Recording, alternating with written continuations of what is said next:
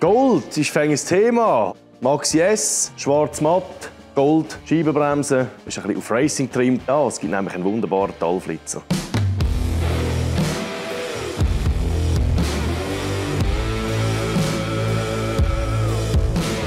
Ja, neue Folge, neues Glück. Gold ist ein Thema. Der ist mir aber eher zugelaufen. Das ist nicht bewusst so gebaut worden von mir. Ja, in diversen Kisten habe ich den gefunden. Am Anfang habe ich gedacht, Gold, ich mache schon den Nickel-Gold-Popper. Ja, ist irgendwie ein heftiger Kontrast, schwarz-gold. Aber ich muss sagen, jetzt, wo er so komplett da steht, gefällt mir. Also er ist wirklich etwas anderes, voll Racing, aber finde ich affig geil. Sehr viele Goldteile, also das ist auch wieder 24 Karat echt vergoldet. Sonst alles matt. Nachher zeige ich euch noch schnell, was für ein Setup haben wir dran, was ist da passiert. Ein bisschen auf die Schwingen eingehen und auf die Zündung. Aber jetzt zuerst, weil wir schon auf dieser Seite sind, verquatsche ich euch etwas über Kupplungen. Wir haben hier verschiedene Kupplungen getestet, HK und Swing. Wie ihr seht, das ist ein Kickstarter-Motor. Beim Kickstarter hat man keinen Kupplungsbelag da. Beim normalen Standard E50 hat man da einen Belag, wo man natürlich dann den Hobel anschmeißt. Aus diesem Grund verbaue ich eine HK-Kupplung. HK ist eine recht brachiale Geschichte. Das ist eine Rennkupplung, die hier noch eine Verstärkungsplatte hat oben drauf, dass sich das Ganze nicht verzieht. Dann, wenn wir da mal schnell reinschauen, die Federn, die sprechen eigentlich für sich, nur schon von der Grösse her. Also da muss man wirklich einen Zylinder montieren, der muss richtig Dampf haben, oder? Der muss richtig Drehzahl haben und sonst kommen die mit der nicht weit. Weil ich habe jetzt die so eingestellt, die hängt so bei 45, 50 km/h, hat die erste komplette Griff. Anders ist es bei den Swing-Kupplungen. Die sind also Hammer, die haben wir jetzt schon mehrfach verbaut. Die sind wirklich geil, da gibt es 3 verschiedene Federn, einmal Standard, einmal 20 und einmal 50% mehr. Die kann man unheimlich gut einstellen, egal ob es jetzt nur ganz ein leichter Einsatz ist oder ein grober. Wir haben uns aber bewusst für die HK entschieden, genau aus dem Grund, weil wir einen Kickstarter-Motor haben und der hat hier keinen Belag. Weil, da kommt die Geschichte nachher, die Anlassergeschichte für den Kickstarter. Und wenn wir da halt noch einen Belag drauf haben, dann ist das weiter raus. Und es ist sonst schon knapp mit dieser Mutter. Ich habe jetzt hier noch eine selber getragen, um noch ein bisschen tiefer reinzukommen. Dass wir einfach noch ein bisschen mehr Gewinn haben, oder? Da innen haben wir ein grabverzahntes Getriebe, eine Swingkurbelwelle mit 1 mm mehr Hub und natürlich durch das die geile Verdichtung. Natürlich alles angepasst. Quetschkante sehr, sehr am Limit. Ich will euch noch schnell etwas über das Setup erzählen von diesem Hobel. Da haben wir Speichen runter, Swing mit Scheibenbremse, sehr gute E-Berggabel, hydraulische. Die Bremsleitung, das schiesst mich natürlich völlig an, wenn die Bremsleitung einfach 10 cm zu lang ist und die macht da einen Bogen und dort einen Bogen und einfach mühsam, oder? Darum habe ich natürlich so eine Bremsleitung komplett in schwarz herstellen lassen. Ich finde jetzt das absolut schön, so wie es ist. Dann haben wir hier einen 45 mm Swingzylinder, 70 Kubik. Das sind die mit einem Kolbenring. Also die haben unten raus ein bisschen weniger Leistung, dafür leicht mehr Drehzahl. Den Swingzylinder, so wie das Gehäuse, habe ich noch ein bisschen angepasst. Die Überströmer einfach alles noch ein bisschen grösser gemacht, dass er auch das Ganze schaufeln kann, wo ihm der 21 mm PABG-Vergaser bringt. Also das ist relativ gross für einen 70 Kubik, aber wenn man genug rausbringt und im Zylinder rein, ganz wichtig, das Material kann verarbeiten, die Menge, dann ist das natürlich eine lässige Sache. Ansaugstutzen, der wäre 19 mm. Ich habe jetzt den aber aufgebohrt, aufgeschliffen, ganz vorsichtig. Er ist hauchdünn, aber ich habe es jetzt auf 20,5 angebracht. Also nicht optimal. Ansaugstutzen sollte ja eher ein Touch grösser sein als klein, aber es ist jetzt nicht anders gegangen und auf die Schnelle konnte ich auch nichts selber machen. Aber sehr gut. Dann haben wir den Polini Luftfilter. Der ist natürlich wahnsinnig laut. Also der hat das Ansauggeräusch abartig, oder? Wenn wir schon bei der Lautstärke sind, Auspuff, Puch MLM Ninja, der ist Wirklich einen sehr schönen Ton. Mir gefällt der unheimlich gut. Nur das Problem ist, wenn du da am Hahn ziehst, dann hörst du es einfach nicht mehr. Weil der hure Luftfilter einfach, der brüllt das Zeug ein. Also unheimlich, ich höre es dann nachher. Vielleicht nehme ich mir mal noch Zeit und tue irgendetwas auch noch ein bisschen designmässig noch etwas anderes machen, das ein bisschen leislicher ist, aber natürlich auch die Luft bringt. Oder? Hure Spassmobil. Also, dass ihr ein bisschen Setup dann noch mitbekommt, montieren wir die Kupplung. Da natürlich drin rein, wenn wir es schon offen haben. Wir haben ein Stirnrad und den Kupplungskorb gerade verzahnt mit der kürzeren Übersetzung. Dann da habe ich den Kupplungskorb zusätzlich noch verschmolzen an 3 Stellen, dass er auch sicher hebt. Stirnrad ist noch gebohrt, also auch noch erleichtert. Also die Innereien, das ist wirklich ein bisschen, meiner Meinung nach das Geilste, was man rüberkommt im Moment. Haben wir alles da drin. Wir haben hier den Deckel. Der ist schon bereits vormontiert. Da mit dem ganzen Antriebszahnrädchen vom Kickstarter raus, der ganze Mechanismus, alles schon vorbereitet. Also montieren wir mal da die Platte. Ihr seht, da haben wir 2 gerade Stellen, sowie auch am Starterrad. Da muss man natürlich aufpassen und darauf schauen, dass die montiert sind. So, wir da eben vorsichtig, dünnt das unbedingt gut fetten, weil die Kurbelwelle gehärtet. Und gerade wenn ihr so wenig Wind habt wie bei dieser Geschichte hier, ist das einfach heikel, dass euch das anfrisst. Oder? Also unbedingt fetten und dann vorsichtig ziehen. Die Mutter greift natürlich ins Starterritzel und das Ganze muss natürlich schön zentriert sein. Mit dem Halter gehe ich aufs Schwungrad. Wir haben hier den Halter und jetzt an der Fußraste kann man das wunderbar anstehen lassen. Also man kann anziehen wie ein Wald voll Affen. Tönt aber vorsichtig. Ich bin sicher, ich ziehe zu viel an. Aufhören. So. Und jetzt sehen wir hier, jetzt ist es immerhin bündig. Das heisst, wir haben eine komplette Mutter, das ganze Gewinde im Einsatz. Um die ganze Geschichte zu montieren, ein bisschen ölen. Das ist natürlich noch wichtig. Gerade so da hat es 2 Lagerstellen im Gehäuse rein. Unbedingt da ein bisschen Öl her. Dann braucht es noch eine Dichtung. Die hole ich gerade. So. Da ganz wichtig haben wir die 2 Führungsbüchsen und da noch ein Zahnrädchen. Da ist jetzt natürlich auch wieder das endlose Thema Dichtmasse. Kann man auch nicht tun, muss man nicht. Wenn das eine saubere Geschichte ist und abgezogen worden ist, ist das dicht. Also dann vorsichtig schauen, dass die Dichtung nicht verreist, dass da die Zäpfchen schön drauf sind. So, man hat es schon gehört. Wunderbar. Dann Schrübellis. Der Hobel da, der kommt natürlich nachher vorübergehend in meine Sammlung.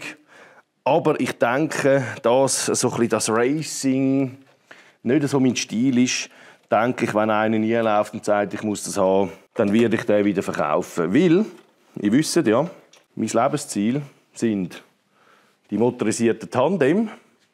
Und ich will nicht einfach sinnlos viel Ware haben, sondern man soll jedes Töpfchen auch noch anschauen können. Man soll zwischen die schauen und nicht anfangen, einfach nur stapeln. Oder? Darum muss man sich natürlich regelmäßig wieder von dem Zeug trennen. Und ich denke, der Tag wird kommen. Gut, nehmen wir hier den Kickstarter-Hebel. Den habe ich hier noch getrennt, die Winkel verändert, weil ich den natürlich wählen. Schön unter dem Fußraster. Zeige ich euch jetzt gerade. Es ist sehr, sehr knapp. Er liegt jetzt hier am Gummi an. Oh, das ist einfach schön. Er ist schön versorgt. Er hat hier seinen Platz. Gefällt mir gut. Für den Nickel Gold bin ich auch gerade am Vergolden. Und dann kann man natürlich super, kann man da zwischendurch mal noch ein Schräubchen von dem nehmen. Weil es hat doch noch ein paar vorige. Jetzt wollen wir schauen, ob das... Ja. Man merkt jetzt dort, der Mechaniknutz, der greift gerade ein. Oder? Da hat ganz wenig Weg. Und er hat ihn gerade. Das ist sehr wichtig, dass ihr dort genug Spiel habt, Abstand habt zwischen diesen 2 Zahnrädchen. Aber nicht zu viel. Wenn ihr zu viel Spiel habt, dann geht es da einfach viel, viel weiter runter, bis er mal eingreift. Also das ist super. Das tut. Das können wir so sein lassen. Wenn wir schon auf dieser Seite sind, sonst vergessen wir es nämlich, tun wir gerade Öl füllen. In diesen Motoren hat es ja ca. 2 Dezi Öl. Wir rühren jetzt hier mal 1,5 ein. Das ist einfach ein Motorex ATF Automatenöl. So, ich leere immer 1,5 Dezi rein. Wichtig ist einfach, dass ihr Öl füllt, quasi bis es hier wieder rausläuft, bis an die Unterkante. Also 2 Dezi geht jetzt bei dem gerade auf. Ja, jetzt sieht man es da schon. Ich sehe da schon das Öl, das umschwappt. Also das ist ein perfekter Stand. Die Zündung haben wir jetzt extra noch offen lassen. Da ist eine VEC-Zündspule montiert. VEC-Zündspulen sind elektronische Zündspulen, die aber von der Optik her genau gleich sind wie zum Beispiel eine Bosch Dugatti-Zündspule. Ich bin ein Fan von denen. Sie ist elektronisch. Sie vertragen relativ viel und man hat keinen Unterbrecher und keinen Kondenser mehr. Wir montieren wirklich viel von diesen VEC-Zündspulen hier im Haus, weil es ist einfach eine geile Sache. Es ist elektronisch, aber was mich halt bei den anderen so nervt, gerade wenn man einen Hobel hat, der optisch etwas herstellen, hermachen. Dann ist es natürlich ein Zeichen, wenn man da noch 2, 3 so hohe Kästen hat, die man irgendwo verstecken muss. Und die Kabelreihe. Und ich bin sowieso absolut kein Kabelfan. Darum habe ich den Dr. Ampere im Haus. Also mich nerven damals schon die 3 Kabel, die da zum Loch rauskommen. Einstellen ist so ein bisschen ein Thema. Ich werde euch jetzt schnell zeigen, wie so eine VEC-Zündspule arbeitet. Also ich finde es recht geil. Im tiefen Drehzahlenbereich, im Standgas, haben sie leider fast ein bisschen heftig Vorzündung. Aber dafür verschiebt sich der Zündzeitpunkt. Je höher die Drehzahl ist, verschiebt sich der immer weiter gegen OT. Das heisst, am Schluss, bei voller Drehzahl, haben wir vielleicht noch 1 Millimeter Zündzeitpunkt vor OT. Und das ist natürlich geil, weil das gibt Drehzahl. Oder? Unten raus wird man eher ein bisschen frühzündig, oben raus eher spät auf die Drehzahl an. Und ich würde sagen, ich tue es mal so einrichten. Söderli, wir haben hier so eine Stroboskoplampe. Dann braucht man natürlich irgendetwas, wie jetzt ich da den Starter, 12 Volt, um dieser Lampe auch Saft zu geben. Da kommt das Zündkabel an, da sehen wir, hat einen Pfeil drauf. Das ist natürlich in Zündfunken richtig quasi. Ich habe jetzt das bereits einmal eingestellt, mit der Messuhr natürlich, der OT. Da haben wir eine Markierung im Gehäuse. Und da ist der OT und da ist der Zündzeitpunkt 2 mm vor OT. Oder? Einfach, dass wir einen Anhaltspunkt haben. Das heisst, wenn wir hier in der Mitte sind, natürlich haben wir etwa 1 mm. Dann wirfe ich den Hobel mal an. Haschiss. Haschiss, Roger. Ich muss ja Schweizerdeutsch lernen. Hast du gelesen, oder? Ja. Mhm. Vom Reto Wüst. Mit was fangen wir an? Sag mir.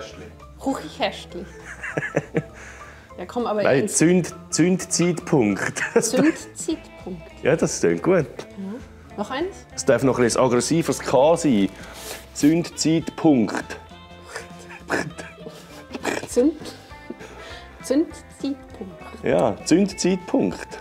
Punkt. Ja. Das kommt erst danach. Nach dem K eigentlich. Punkt. Zündzeitpunkt. Ja, das kommt gut.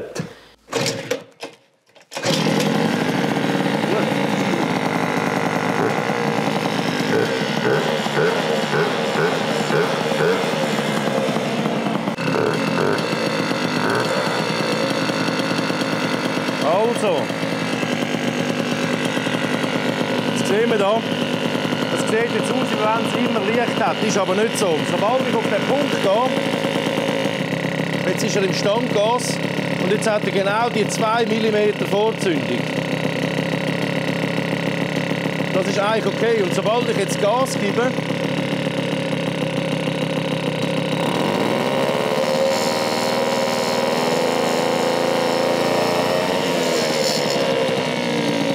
ich glaube, man hat es gut gesehen. Im Standgas ist genau auf diesen 2 mm Vorzündung. Und wenn du Gas gibst, dann rutscht er ein bisschen vorne. Bei Vollgas ist er vielleicht noch bei 1 mm vor OT, der Zündzeitpunkt. Und das ist absolut eine geile Sache natürlich, oder? Weil wir haben unten raus haben wir früh und oben raus verschiebt auf Spat, heisst Drehzahl. Also wir haben, wie gesagt, den 45 mm Swing. Zusätzlich aber haben wir eine Swingkurbelwelle mit einem Millimeter mehr Hub. Das heisst, oben macht er 0,5 mm mehr Weg und unten, oder? Logischerweise.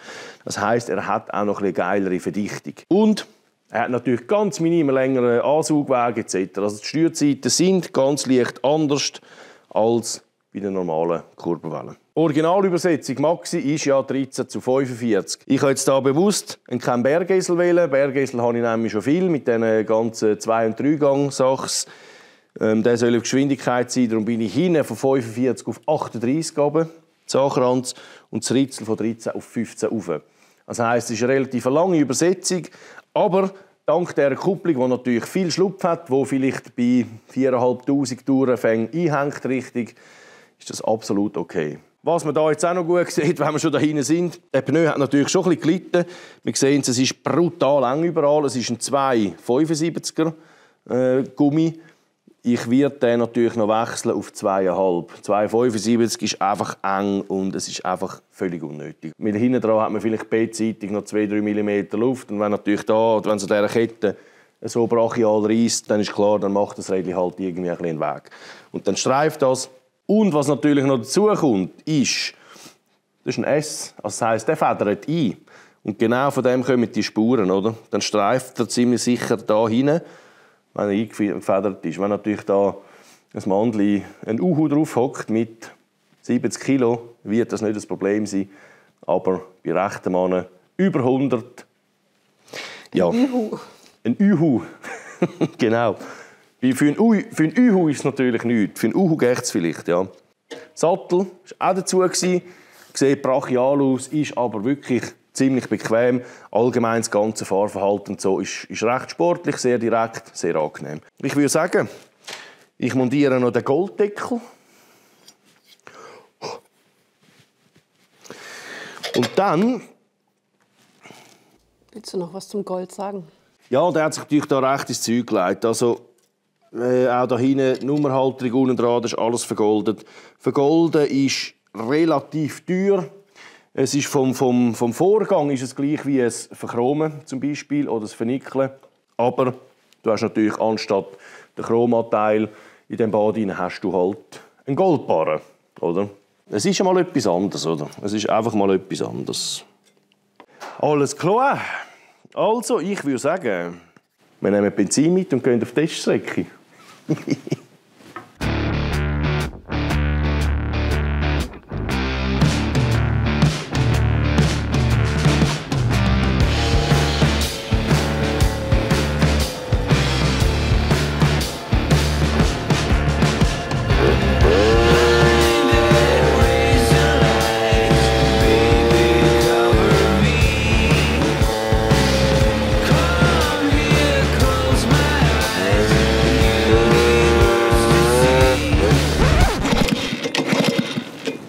Der ist tot.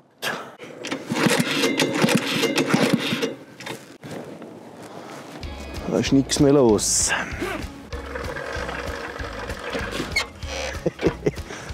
Ja, es gibt es halt zwischendurch. Hobel hat den Geist aufgegeben. Wir haben doch 77 km/h angebracht auf 300 Meter. Von dem her ist alles geil gelaufen. Das Fahren war super, fühlt sich gut an. Er zündet nicht mehr. Jetzt entweder ist mit der Verkabelung etwas nicht gut oder die Zündspule, die es gelupft hat. Wäre jetzt die erste, kann aber passieren natürlich. Ja, nun, nichtsdestotrotz, oder? Und es eigentlich passiert immer wieder zwischendurch. Das ist einfach das Leben. Also, ich hoffe, euch hat es trotzdem gefallen. Wir sehen uns in einem weiteren Video. Tschüss miteinander.